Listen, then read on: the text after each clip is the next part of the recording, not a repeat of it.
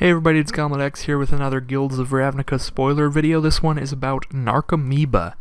It is a reprint of a card from Future Sight. It costs 1 and a blue for a 1/1 flying illusion, and its only effect is when it is put into your graveyard from your library, you may put it onto the battlefield.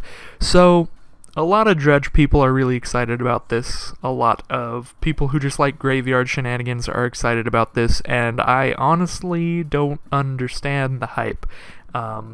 Controversial opinion alert here. I am really not a fan of this card in the set. I know everyone's been asking for Eternals reprints, but a $2 to $3 uncommon that sees play in one strategy at rare, like, I really don't understand the decision. The only thing that would make sense to me is if they think that this could possibly do something in standard, and I just don't see it.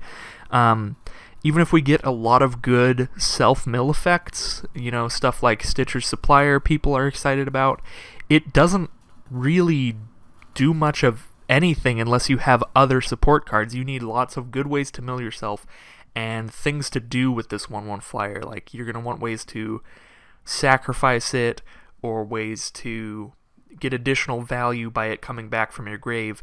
The reasons that it's so good in these other formats, in my opinion, is cards like Prized Amalgam, that if another creature came back from your graveyard, then it'll come back as well. Or cards like Dread Return, where you can sacrifice it to get more value as well.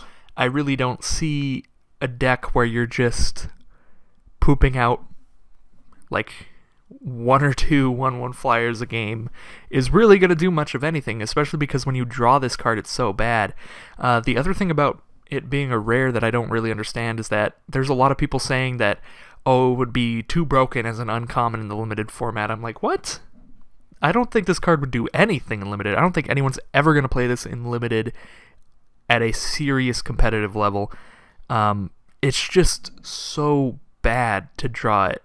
A 2-mana 1/1 flyer. You wouldn't even play a 1-mana 1/1 flyer if it had no abilities, which this doesn't have any abilities on the board.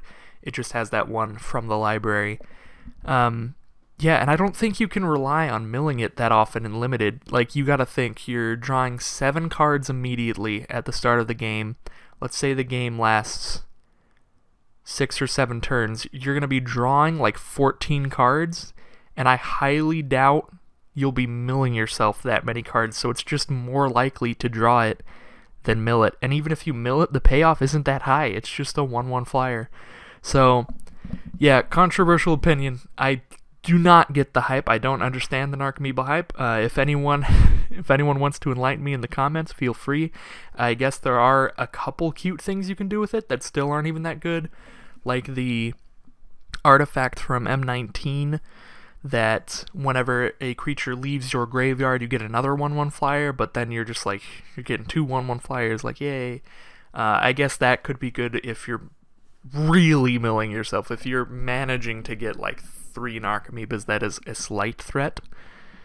But yeah, don't really understand it much. And that's my opinion on Narcomoeba and Guilds of Ravnica. Thank you all for watching, and I'll be back with another Guilds of Ravnica spoiler sometime soon.